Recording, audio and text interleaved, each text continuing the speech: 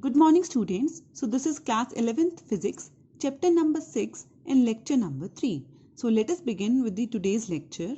So in the last lecture you studied about spring, potential energy of spring, and we did various cases by using law of conservation of energy, right?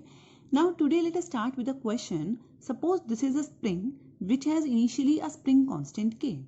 After that it is divided into half part, okay, or you can say 1:1.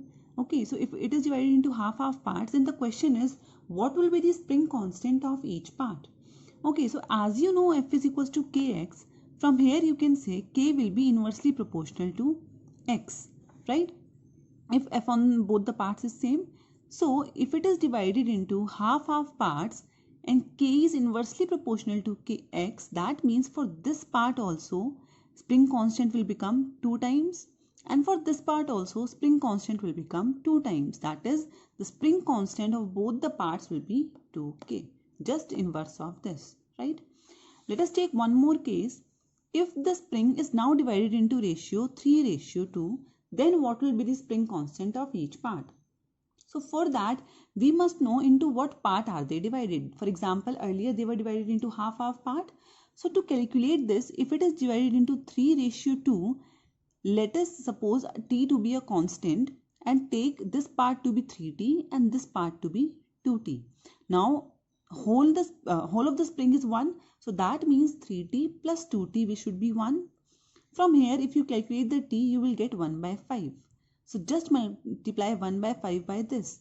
So 3/5 and 2/5. So that means this part is 3/5 part of the spring and this part is 2/5 part of the spring. Now you know spring constant is inversely proportional to X.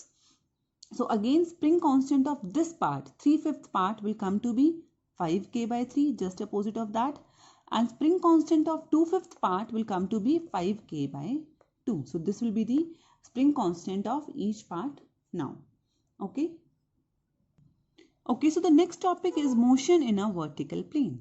Okay, so let us say there is a body which is attached to this string, and it is rotated, or it is made to go under, it is made to undergo in a motion.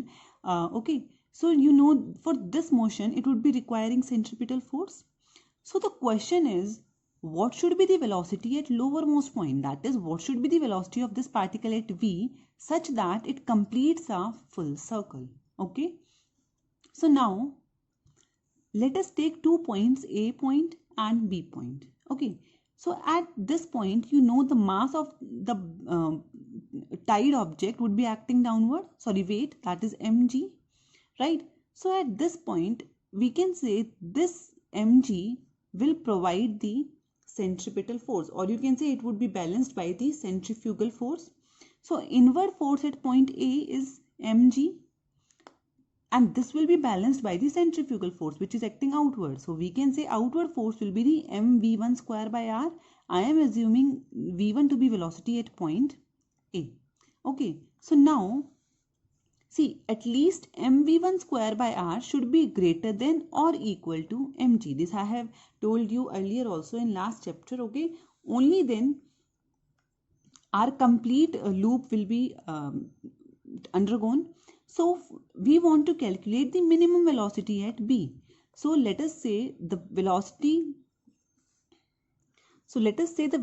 at A is V1 and B is V. Okay, so now if mv1 square by r should be greater than equal to mg, now to calculate minimum V1, that is velocity at A, it should be equal to it. That means for minimum velocity, mv1 square by r should be equal to mg. Okay, because if it is less than that, the complete motion in a vertical plane won't get completed. So from here m will cancel out and v1 will come to be under root rg.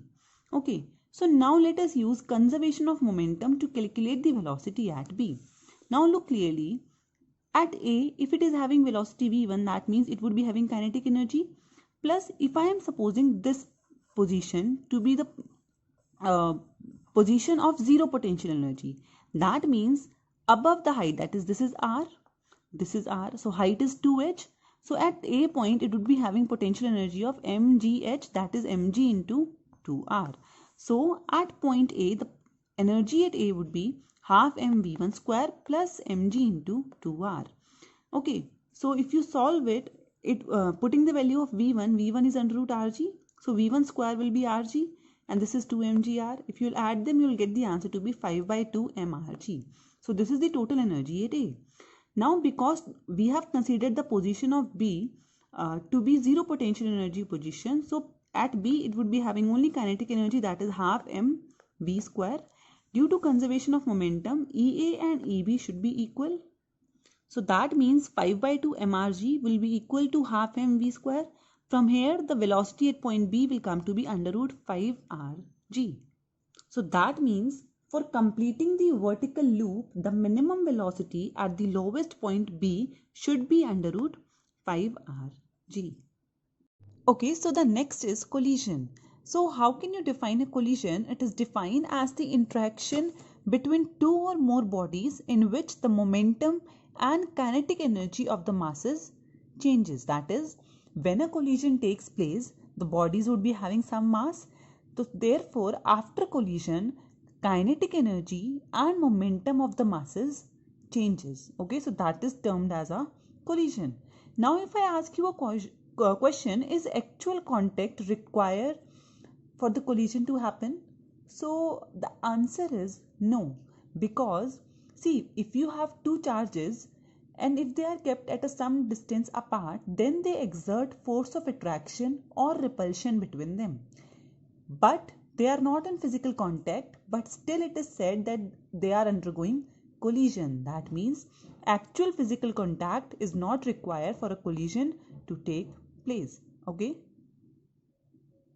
About two types of collision, elastic collision and inelastic collision, right?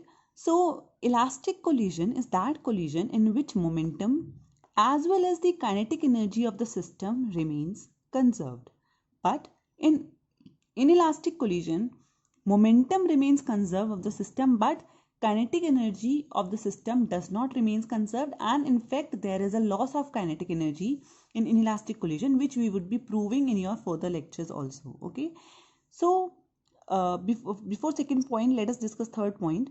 Total energy remains conserved in both the collisions. That is, in elastic collision, total energy, momentum as well as kinetic energy of the system will remain conserved, but in inelastic collision, momentum and total energy of the system will remain conserved, but there will be a loss of kinetic energy, right? And in elastic collisions, forces involved are conservative forces, whereas in inelastic collisions, forces can be non-conservative as well. Okay, so let me give you an example of elastic and inelastic collision. Let us say a ball is dropped from a height. It will strike the ground, and if it rises to the same height from which it was thrown, then this collision would said to be a elastic collision, because see, there is no loss of kinetic energy. From what height it was thrown, it has gone to that height only. That means there is no loss of kinetic energy here. But if another case which is physically possible, that is only this happens, this is just a hypothetical case. Okay, so in this case, if the same ball is dropped from a height, it will not reach up to this height, it will go up to a height which is lower from this. That means there is a loss of kinetic energy. So this collision is now inelastic collision. Okay, so let me tell you about what is perfectly elastic, what is perfectly inelastic collision.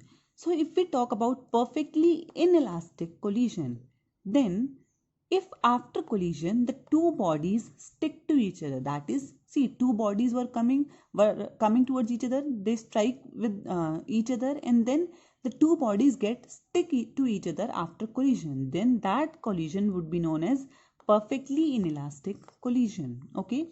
Similarly, perfectly elastic collision is that in which relative velocity before collision and relative velocity after collision becomes same. And as you know how to calculate relative velocity, this you have studied. So before collision, relative velocity and the relative velocity after collision are equal in perfectly inelastic collision, and in perfectly inelastic collision, the two bodies stick to each other after collision. Okay. So one more term would be there, head-on collision. So how to define a head-on collision? See, if there are two bodies and let us say this is their center of gravity. Center of gravity means where the weight of the body is supposed to be acting. Okay.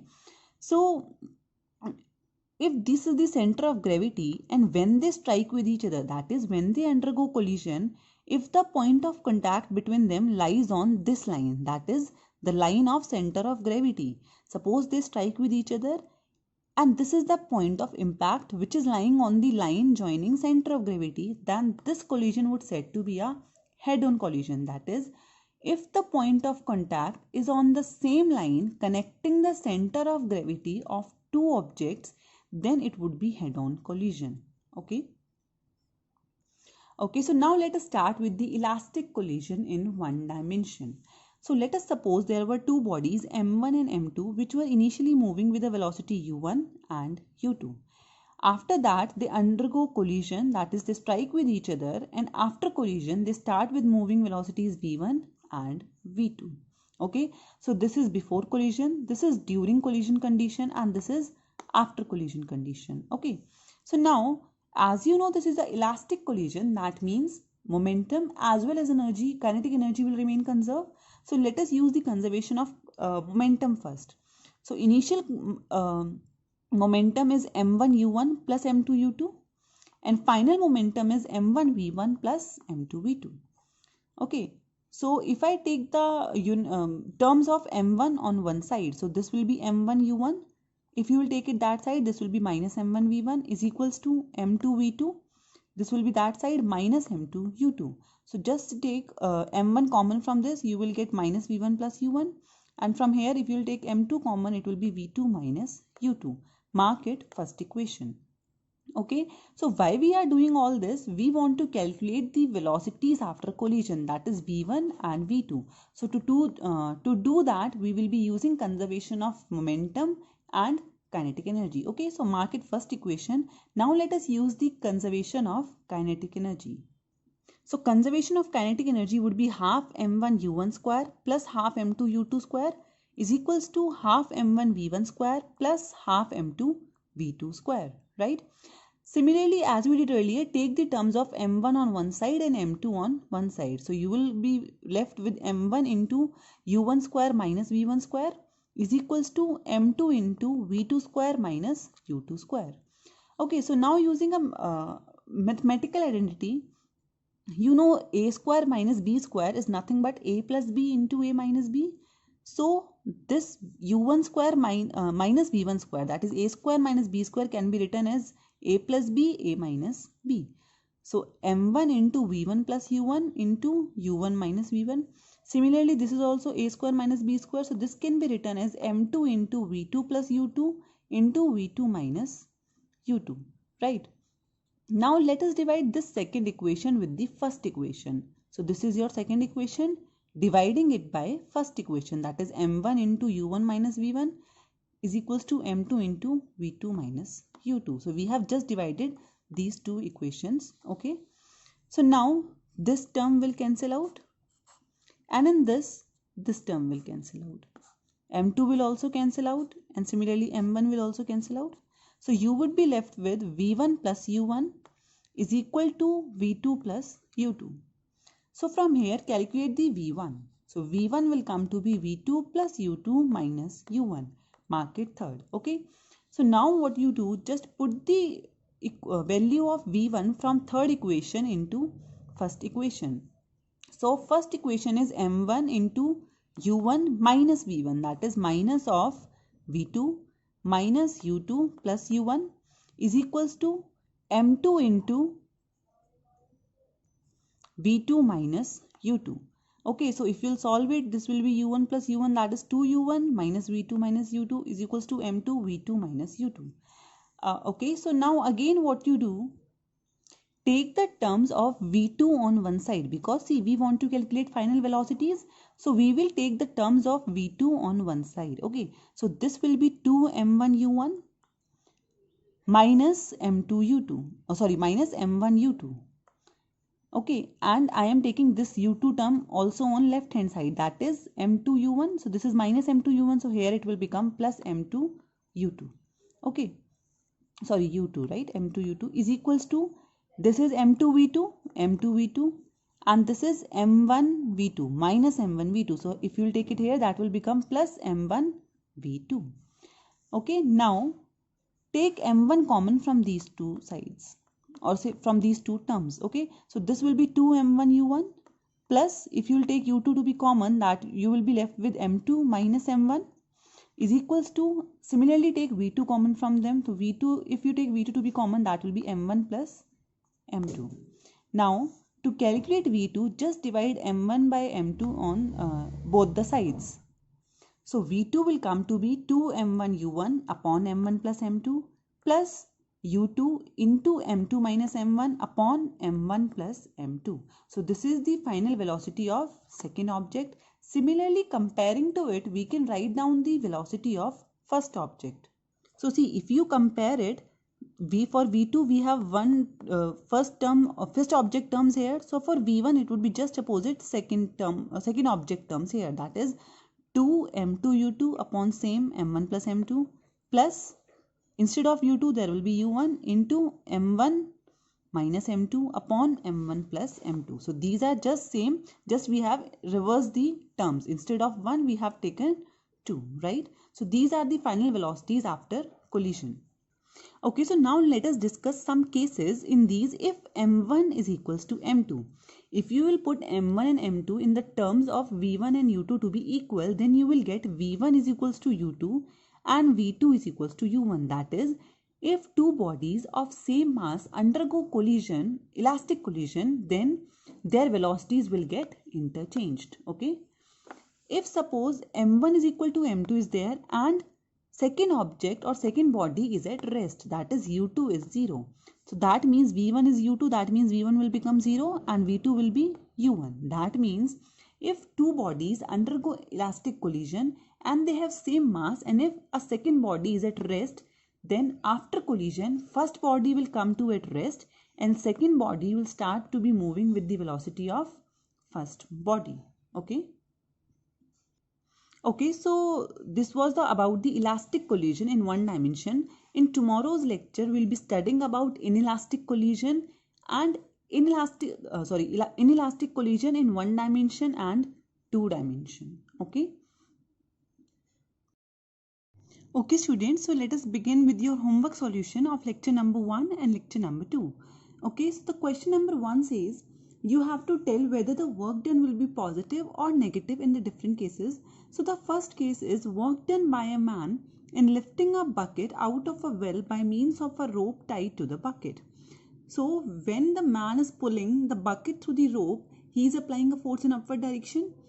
So the the direction of the force is in upward direction, and as the bucket is also moving in upward direction, that means displacement is also in upward direction. So the angle between the force applied by the man and the displacement is 0 degrees. So the work done will be positive. Okay. In B part, it is saying what is the work done by gravitational force in the above case. Now, because the gravitational force is acting downward and bucket is going upward, so now the angle becomes 180 degrees. So work done will be negative. In third part, it is saying what is the work done by the friction on a body sliding down an inclined plane. As you know, friction force always acts opposite to the direction of motion. So again, because theta will be 180 degree, so work done will come to be negative. Okay, D part is work done by an applied force on a body moving on a rough horizontal plane with uniform velocity. See, when you are applying force, so that means the direction of motion will be the direction of motion will be in the direction of applied force.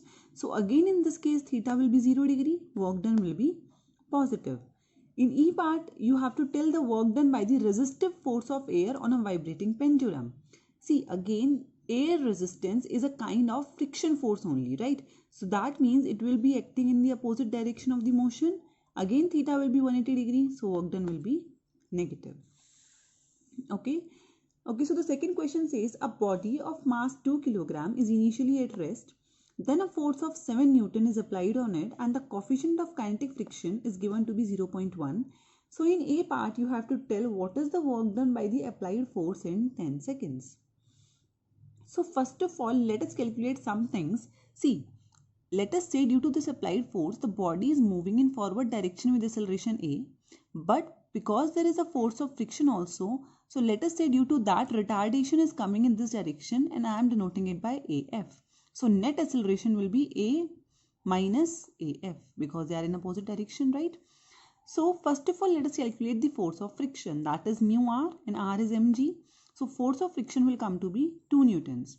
So the acceleration due to this force of friction will come to be minus 2 upon 2. Why minus? Because this is acting in backward direction. This will be a retardation because we are taking motion to be in forward direction, right? So acceleration due to friction force will come to be minus 1 meter per second. And acceleration due to applied force, that is 7 Newton, will come to be 3.5 meter per second square. Okay, so now net acceleration will be 3.5 minus 1. So that will be 2.5 meter per second square. So this is the net acceleration of the body. Now, to calculate work done by applied force in 10 seconds, the work done is force into distance. So first of all, you have to calculate the distance moved by the body in 10 seconds. So for that equation, we are using S is equals to ut plus half at square. U is 0, so this term will be 0. Half A is 2.5, this net acceleration, and T is 10. So you will get the distance to be 126 meters. So in A part, work done by the applied force will be applied force, that is 7 into distance moved, that is 126. So the answer will be 882 joules. In second part, you have to calculate the work done by friction in 10 seconds. So again, distance moved is this much and friction force is minus 2. So that will be minus 247 joules. In C part, you have to calculate the work done by the net force. Now we will take net force. See, 7 is the applied force, 2 is the friction force. So net force will be 7 minus 2, that is 5. 5 into 126, so you will get the answer to be 635 joules. In D part, you have to calculate change in kinetic energy of the body in 10 seconds. So for final kinetic energy, we need V. So just calculate V from V is equals to U plus AT. U is 0, A is 2.5, that is net acceleration times 10. So V will come to be 25.2 meter per second. So final kinetic energy will be half mv square. You know m and v, so final kinetic energy will come to be this. And because initially the object is at rest, so therefore initial kinetic energy is 0. So the change in kinetic energy will be 635 joules. Now as you can see, this change in kinetic energy and the net work done, which we have calculated in C part, are coming to be equal. That means work done by the net force is equals to change in kinetic energy, and which is our work energy theorem as well. Okay, so the next is question number 9. In that it is given that a body is initially at rest and it has a constant acceleration A.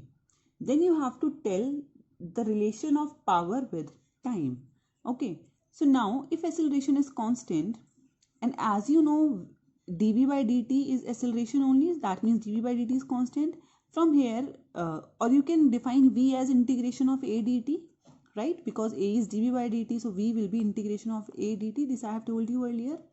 Now you know power is defined as force into velocity if I am taking angle to be 0 degree. Okay, so F is ma, V is integration of a dt, right?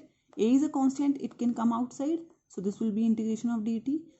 So integration of dt is nothing but t. Now m is a constant, a is given to be constant in question, that means p, power, is directly proportional to t. Okay, in 10th question it is given that power is constant for a body, then you have to tell the relation of displacement with time. For this it would be very easy if we use dimension formulas. See, you know the dimension formula of force, that is m1 l1 t minus 2, and dimension formula of velocity is lt minus 1. So if you multiply them, you will get m1 l2 t minus 3, and power is constant, that means these units are constant. And as you know, m is a constant only, that means L square t minus 3 is also a constant, right? So if I take this t, t minus 3 can be written as t cube, 1 upon t cube. So this implies L square upon t cube is constant. From here, because L is nothing but length or displacement, calculate the relation between L and t. So if you will take it that side, you will get L is directly proportional to t to the power 3 by 2. Okay, question number 11 is an easy question. I hope you must have done that. Now question number 12, in that it is given that the kinetic energy of an electron is this much and a proton is this much. Then you have to tell which one would be moving faster. Okay, so kinetic energy means half MeVe square for electron and half MpVp square for proton. So these are given in kilo electron volts. To convert kilo, you have 10 to the power 3. Now how to convert electron volt into joules? So this is a relation between electron volt and joule, that is 1 electron volt is equals to 1.6 into 10 to the power minus 19 joules. Okay, so if we convert it into joules, we have to multiply it by this much because this is given in electron volts. Okay, now just divide these two factors. So half will cancel out. MeVe square upon MpVp square is equals to, this term will cancel out, this will cancel out, so you will be left by 1 by 10. So from here Ve upon Vp will come to be under root of 1 by 10 into Mp upon Me. Now Mp and Me, that is mass of proton and electron, are already given in question. So put the values and solve it, you will get the answer to be 13.53. Okay, so from here you can see Ve will come to be 13.53 Vp. That means velocity of electron is greater than velocity of proton. So electron would be moving much faster. Okay. Okay, so after going through today's lecture, you can do question number 13, 19, 20, 21, 22 and 23.